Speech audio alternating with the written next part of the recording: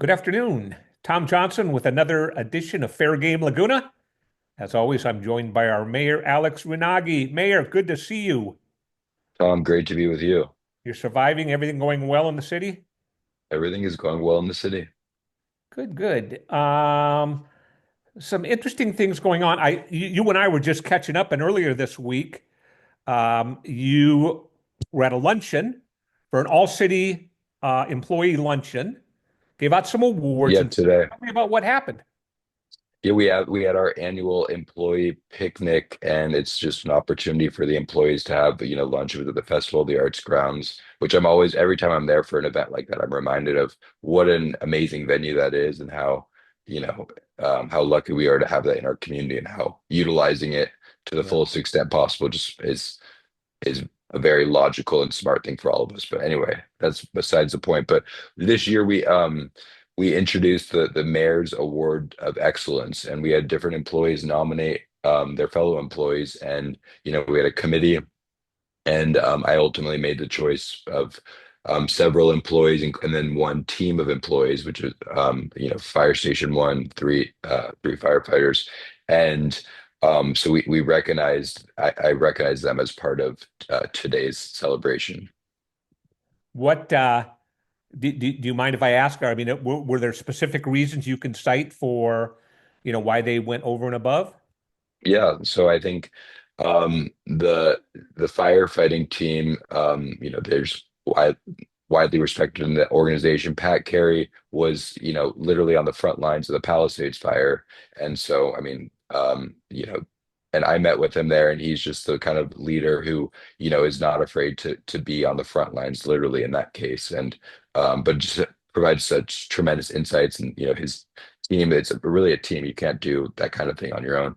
And then Beckett Wilson, who's the executive assistant for this, she's like, helps me with everything I'm involved with. And then and the city manager and the two assistant city managers. She's amazing. She works probably I was at City Hall last night. She was there at 7:30 at night. And so she goes above and beyond and getting everything ready. And I made a joke because in my talking points it said that every she's a model for every city employee. And I said, well, if that were the case, I'd see all of you there at 7:30 p.m. at night. So that's the kind of person she is. And then other Anthony Vieira, who's our planning manager, who's been, great.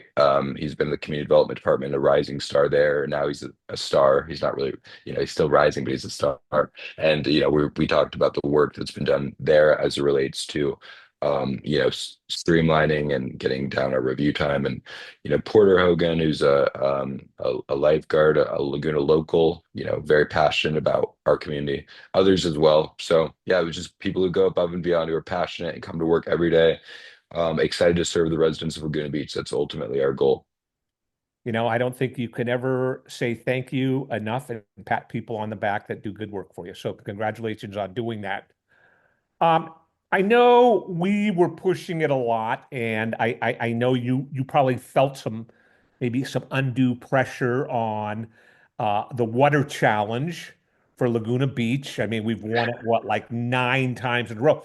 It's hard to go to the well that often and have people continually go above and beyond. And I don't think necessarily we finished in the top this year, but how did we do as a city? Do you know?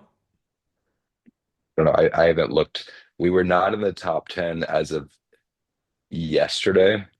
And so Okay. we've been trying to get more people to sign up. I think by the time people watch this podcast, the water challenge will be done. And Yes. so, we left it all on the field. We tried, but what the good news is that we are actually making, even if we don't win this challenge, which is just about getting people to fill out a survey, what we are doing in terms of local water reliability, I think is really unprecedented in recent Laguna Beach history, where we're building, we're I got an update today on the entitlement process for getting our well in Fountain Valley. We're negotiating a joint powers agreement with the city of Newport Beach to get that well in the ground, and that's going to provide two-thirds of the water district's water supply and lower ratepayer costs by $1 million a year. And then we're also working with South Coast Water District. We have an agreement for the Doheny desalination project. So we're gonna. I mean, I think that's. Of course, I should probably take some responsibility and as it relates to the water wise challenge if we are not the winner. But what the residents can know is that we are all in on local water reliability. So you know, Um, I don't think it falls on you. When I was looking at the numbers of what we've done over recent years, the cumulative effect of continually going to this community and asking them to do stuff has been amazing. And it's hard to keep that momentum up year after year after year. So we ought to be proud of Laguna Beach for what they've done in the past, and we'll get back on that train in the future, and we'll be good. You told me also you besides the luncheon, you were out and about. You went to a crime victims' rights ceremony this week. That's important in the community. Talk about that. Correct. Chief Calvert and I attended the district attorney's office for the annual ceremony, and it was a very emotional event. Just hearing from victims and from family members of victims of crime, and just talking about the experience where they felt they felt that not only did this is, they had the tragedy of losing a loved one for a heinous crime, but then they were almost re-victimized again because of the parole process, where there's a state law that allows for after um, people who are older are able to have easier access to parole. And so how they just felt like they were ignored in the process, and people were able to be let out of prison earlier than they should have been. And so it was just emotional to hear their stories, and the tragic suffering that they've dealt with, and then also just how the district attorney spoke and about the importance of being very tough on crime, and ensuring that victims are represented throughout the whole legal process. I think that is very important for victims and their family members to be part of the process. And then someone from Waymakers talked about the services that they provide to victims, the social services, and all of that. And so it was a very touching event, and a reminder of the importance of public safety, which is the number one role of local government. It reminds me, I had a friend that had a brother that was murdered. And, time went Mhm. by, the person was caught, put in prison and things like that. But once time for parole came up, it seemed like it came up like every 2 years, and the family would have to go back to court every two. Wow, So that's what you're talking about is the exactly. reliving of it, and just kind of tearing off that Band-Aid on the wound over and over and over again. So good stuff to support on your part. So thanks for being there. Next week, the Sunset Serenades return to Heisler Park. That's I believe, a weekly concert series that runs May. Yes, starting May 9th up That's until something June you head out to? 20th. Yeah, maybe I'll stop by. It'll be at the Heisler Park Amphitheater, the Sunset Serenades concert series. And yeah, so starting on May 9th, Yeah. 6:30 p.m. Well, Heisler Park makes such a great gathering point for the community. So hopefully the weather. I looked, I think last night, looked out a couple of weeks, and the weather looked like it was getting better and a little warmer. So hopefully by that Friday night, I believe it's the 9th, it should be good stuff for people to enjoy. Let's see. I wanted to mention one thing kind of fun is I don't think you follow the Laguna Beach high school baseball team all that closely. I happened to write something on it recently. They have a phenomenal team. And I think it's just worthy of note. They are literally one of the best teams in the state. And when I say one of the best teams in the state, I'm talking about like the top 30 to 40 out of all the high schools, 15, 1,600 high schools in California. They're in that class. But you have to understand that a lot of it's done on population size at the schools. So, but in their area, I believe it's Division 4, they're the second ranked team. They have Oh, a pitcher named Branson Wade, who is a junior, who is arguably one of the one or two best pitchers in all of California. And he's got a bright, bright future ahead of you.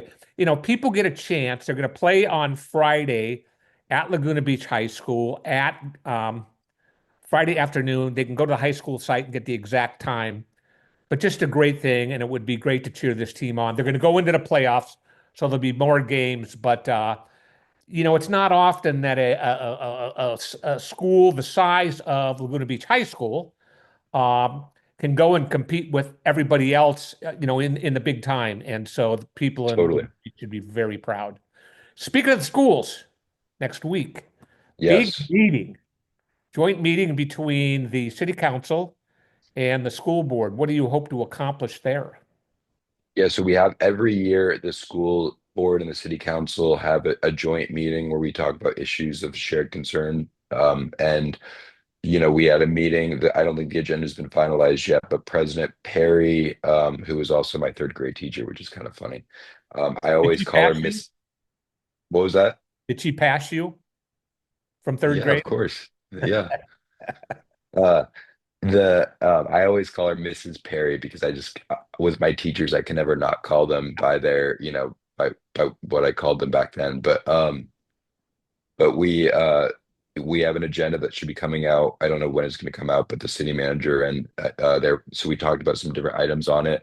One of them will be formalizing a memorandum of understanding at a high level of the pool, the 45-meter pool, and we don't have the cost estimates yet, but just formalizing the city and the school district are all in on the 45-meter pool and um, just getting consensus there as that continues to move forward, which it is, and then yeah, so we're looking forward to that. We always are looking for opportunities for collaboration where it makes sense with the school district, and so yeah, that should be a good meeting on Wednesday, and then we also have a council meeting on Tuesday. Yes.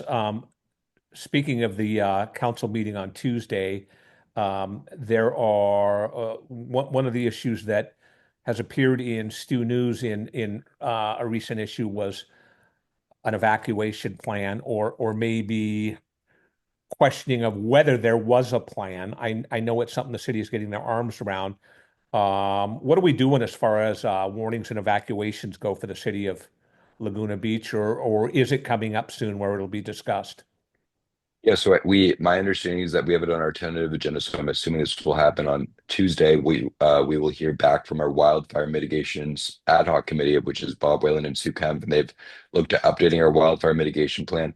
But what I really liked about this process is we got all this input from the community. There was probably, I don't know, more than there were a lot of emails from the public with their ideas, their concerns as it relates to wildfire, mitigation. My understanding is that the ad hoc committee and staff, went through all that and they're going to give us recommendations about what are the highest, because there's a bunch of different things that we could do that would improve our preparedness. But I think the question is, what are the things that have the highest and best use in terms of value? And so the evacuation, this idea of evacuation drill, I think that's a noteworthy idea, and we'll see, how that if that's part of this plan, because I think that does make sense that we should do something like that.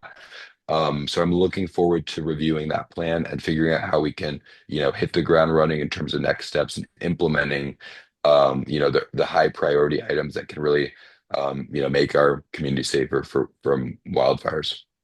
It's one of those things like you hope you never have to have call on an evacuation plan. But, one of the things that makes Laguna Beach the phenomenal community that it is, it's a very secluded little community.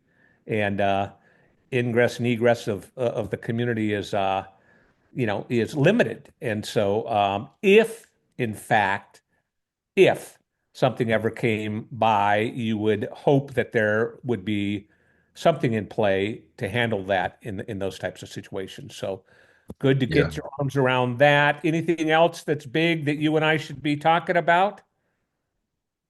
that's it, Tom. That's all I That's it. have. Okay. Well, that's all I have too. I will see you around town. I thank you always for taking the time to be with me. Thank you. I appreciate it.